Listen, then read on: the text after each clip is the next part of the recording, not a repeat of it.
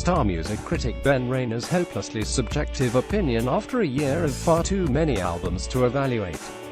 My discomfort with doing these year-end best-of lists has grown over what has somehow turned into 2 decades of doing these year-end best-of lists, in direct proportion to the ever more unfathomable amounts of music floating around out there in the electronic ether with each passing year that I will never have a chance to hear. It's a full-time job keeping up with that stuff, people say.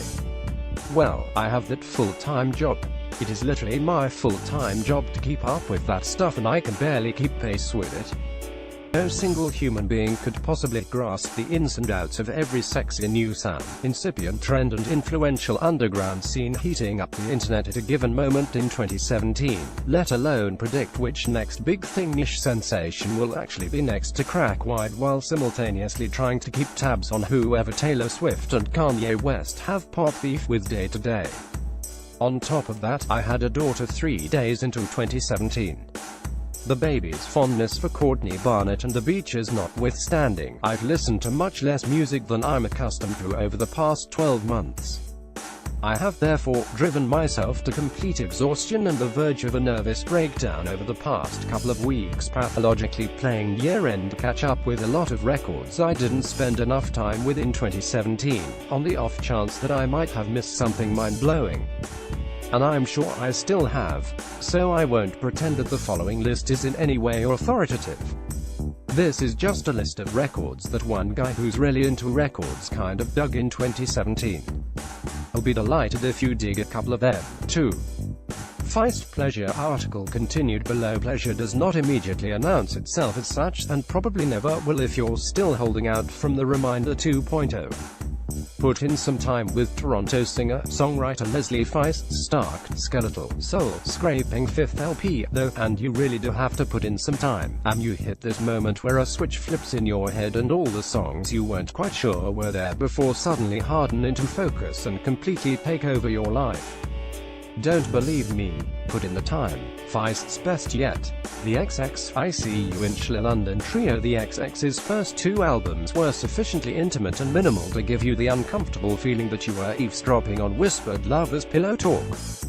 On ICU, it's like someone bugged the bedroom and piped the audio over one of resident beatmaker Jamie XX's big room DJ sets. Subtly, an exquisite step forward into a wider universe of sound the XX has yet to fully grasp. Gord Downey, introduce yourself. I know a lot of people who still can't bring themselves to listen to this one, and I understand why, but the late tragically hip frontman's final solo album, a series of goodbye notes to specific people in his life recorded with unobtrusive, respectful help from broken social scenes Kevin Drew, is a shatteringly beautiful piece of work and a tremendous monument to the man, his music, his poetry and his spirit. Cast the Skulls. Mercy Works. The Skulls are only a couple of years old and, admittedly, only just getting started on the process of translating all the right influences: Sonic Youth, Television, The Cure, The Fall, Joy Division, Pavement, early My Bloody Valentine, etc. into something truly their own on the debut LP Mercy Works. But oh, how spectacularly they're getting started. This one really creeps up on you. The Beaches' Late Show fun wins. If 2 major labels on both sides of the Canada-US border can't turn this fat-free blast of rock and roll snark into a hit, it's not these 4 young Toronto ladies' fault. Late Show is hit after hit after hit, and Money might just be the single of the year. Kendrick Lamar. Damn, all the bells and whistles on To Pimp a Butterfly were nice and all, but Kendrick doesn't need EM. And Leaner and Meaner doesn't translate to any less deep when you're as gifted a wordsmith as Lamar. Jen Claw, wherein a sardonic Australian rock and roll lifer turns disenchantment with the music business and jealousy of her younger partner's burgeoning success into the best album of her career. And gets that younger partner, one Courtney Barnett, to wail away on guitar over the whole thing. Weaves wide-open Toronto art punk deconstructionists aim for the cheap seats while still leaving the customary inscrutability intact and inviting Tanya Tagaq along for the ride. Alvvays anti-socialites, a more refined take on the ooey-gooey jangle pop fizz that made 2014's Alvvays album such a keeper, buoyed along as always by the blackly erudite wit and utterly golden voice of Molly Rankin.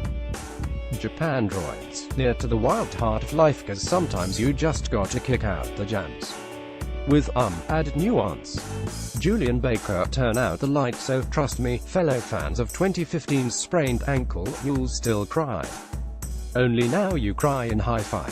Queens of the Stone Age villains Josh Homme al.